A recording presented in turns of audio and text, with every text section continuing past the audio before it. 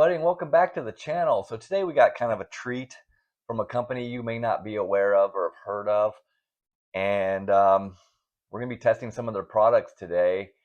And not only that, we're going to test them up against one of the biggest names in car audio. So this is just one video in a series of videos where I'm comparing subwoofers to the long-standing industry standard JL W6 subwoofer. Let's see how it does. Let me know in the comments how you think this shootout's going to turn out. And also, hit that like button. And if you haven't already, please subscribe to the channel for more of this kind of content. And I found out about Prodigy Audio through you guys, and I appreciate it. Your comments, giving me ideas and suggestions on who to test next. Prodigy Audio kept coming up saying, hey, you know, these guys are priced really well, their stuff's really great. And when I contacted them, they were more than happy to send me some stuff when I mentioned I was going to be testing it up against this guy here. So, you know what, let's open this thing up, let's take a look, let's see what Prodigy Audio is all about. Nobody needs to see me take a subwoofer out of a box. And this is the first time I've actually had it out of the box. And I'm going to tell you, this thing's beautiful. So, it's got a high roll surround, foam surround. It's got a real carbon fiber dust cap, double stitched obviously. It's got a pulp paper cone. It's got some sort of treatment on it. Basket is sharp. This thing's nice. I like that there's no plastic or anything on it. It does have a rubber kind of, I don't know what you'd call it, just a kind of a rubber thin cover on it. Looks super nice. Their logo on it. Got a gloss powder coated cast basket. Check out the gap in there. You can see the voice coil in there. That's pretty cool. This thing is really impressive. Got standard push terminals. I'm going to say those are pretty big. I'm going to say that those might be 4 gauge. Yeah, I believe they're 4 gauge. Voice coil on this thing is 2 3/4. I believe this is like a big old triple stack looking magnet on there. So leads are sewn. Okay, so this thing's pretty impressive. You know, if it handles the power and it sounds as half as good as it looks, this thing's gonna be amazing. Price wise, I think this thing is like $416, which is pretty good compared to the last one that we did in this series, the recoil. I think, you know, priced about the same. So here we got some specs on this thing. You know, the FS is a little high, 35.9, or the JL was 26.9. You know, that's a pretty decent difference. But this thing's got some flex, man. 27 millimeters X-mech on this thing. Sensitivity looks really good on it. When talking to them, they assured me that this thing will work just fine in the same box that the JL is in, which is 1.1 cubic foot, so it nets out right at 1 cubic foot. I was told that this is a very musical sub and that there are guys using it in SQL kind of situations, which, you know, a lot of us are. So let's get this thing in a box, get it broken in, and find out if this thing is as good as it looks. All right, if you guys have been watching this shootout, you know that we are powering all the subwoofers with this really tiny Prodigy Audio NBM1200.1, and this thing is little. I mean, it's probably going to be, you know, only 8 inches across. So, anyways, let's get this sub in, get it tested. All right, we've got the Prodigy NB5 in the truck, and I've been driving around with this thing for a couple of days. And I can't tell you, I am absolutely blown away with this thing. It is really a cool sub. And I'm gonna tell you, generally, I usually have it facing the other direction, but for the video and the sound test, we're gonna, you know, get a good look at the flex on this thing. So we're gonna aim it forward. So without further ado, let's give this thing a listen.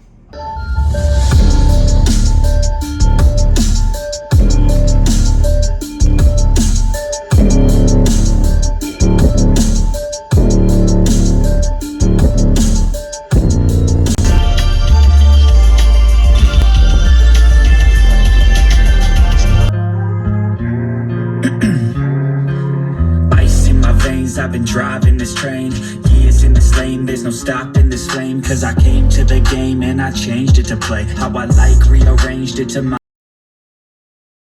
We got the test tones set up here, and we're gonna see what kind of output this thing will do. Here's what it did on music. We got 127 at 37 hertz. Generally, this thing will get highest SPL at 41, 42 hertz. That is generally on the test tones is what we get because of the frequency resonance of the vehicle. And we do have the subwoofer facing backwards, so let's see what we can do.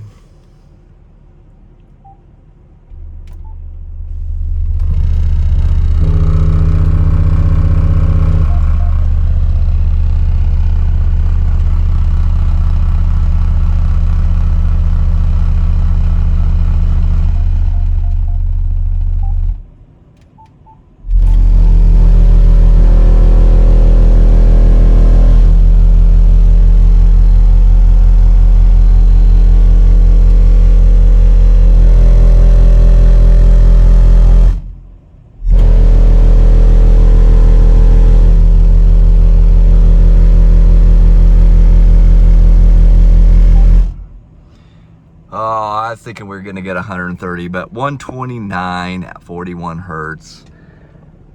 And we were having a tough time maintaining voltage. So again, one thing that's super cool about the Prodigy amp is the fact that it's got a clip light and a voltage output on it. And we were only about 13.8 volts. And I was adjusting the clip light to keep it out of clipping, because we want to do the test with clean power. And I think that's pretty amazing output. That's probably the best that we've got so far from a single 12 on this amp to date.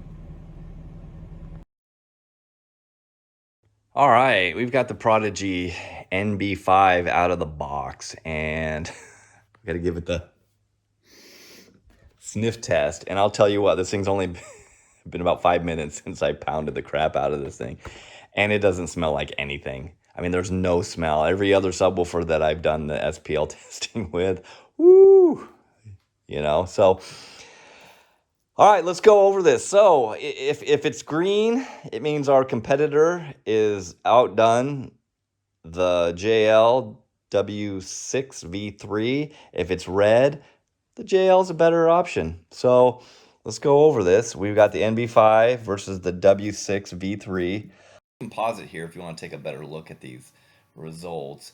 Let me know what you think in the comments.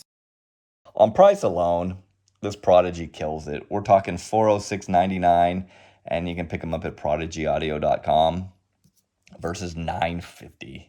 Again, come on, JL. Seriously, it's a $500 subwoofer. Come on, knock it off. Output. We got 1.5 more dBs, and you can feel it. I'm telling you, this thing in just everyday use, when you turn it up, it takes it, it gets loud, it's controlled, it sounds really, really, really good. For a high excursion, high output subwoofer in a sealed 1 cubic foot box, this thing is tight and very nice. For example, the JLW7 in this same box didn't sound nearly as musical as this. It sounded a little slow, sounded a little sloppy. Not the case here.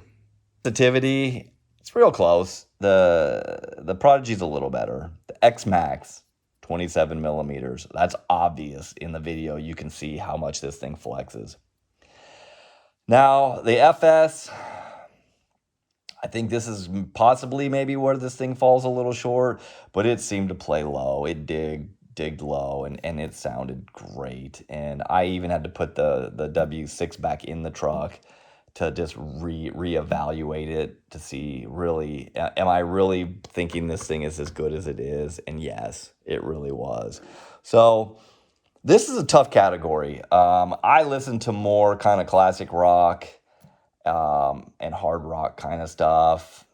And, you know, I really think the JL is amazing subwoofer, and it does just great. It's just got a great presence. It's tight. It's nice. The Prodigy isn't far behind.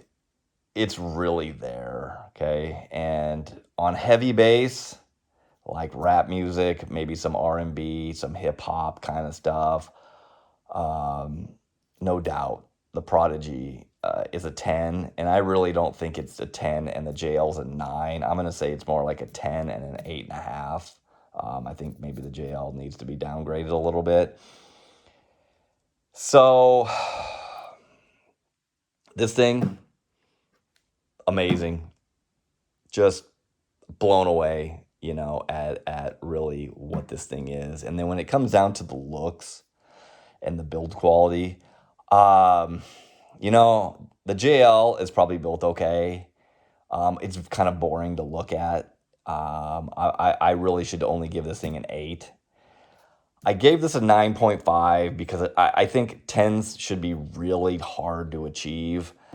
And when I look at this subwoofer, I really don't see anything that really makes me not happy by looking at this thing. Like aesthetically, I like the gloss on the basket, the chrome, you know, bottom plate, the rubber boot. It's cool. It's very understated. The push terminals are, they're good. You know, they're kind of similar to what everybody else uses. There's nothing crazy, but they don't need to be. The rubber gasket seemed to work well. I didn't have any leakage issues. There's been some subwoofers where I've had to actually add foam to seal them. Not this case. This thing sealed really well. I love the smooth roll surround on these. I don't like the ribbed surrounds. You know, the cone, everything on this thing is a little understated, and I like that. I'm a pretty conservative guy when it comes to that. I don't want them too flashy. And the carbon fiber is real carbon. This isn't some bullshit carbon fiber. It's real carbon fiber. It looks super good. I just enjoy the looks of this thing. Well, thanks for watching, and happy Father's Day to all you fathers out there. And hey, go check out Prodigy Audio. You know, I think they're kind of an up-and-comer. They put a lot of the focus on quality, and I think they have a good branding and good looks.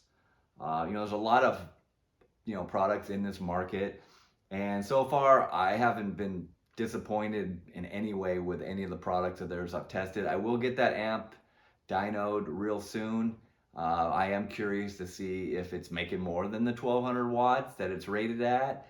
I think that would be good to know. So maybe we'll get that thing on the dyno pretty soon. So anyways, don't forget to like and subscribe and leave some comments. Let me know what you guys think of this thing. If you guys have one, you know, let me know. There's a chance we may be doing some more testing with this subwoofer in different box designs. I'm going to collaborate with another YouTuber friend of mine, and we're gonna see, you know, how this thing does in different boxes and stuff. So anyways, we'll catch you next time.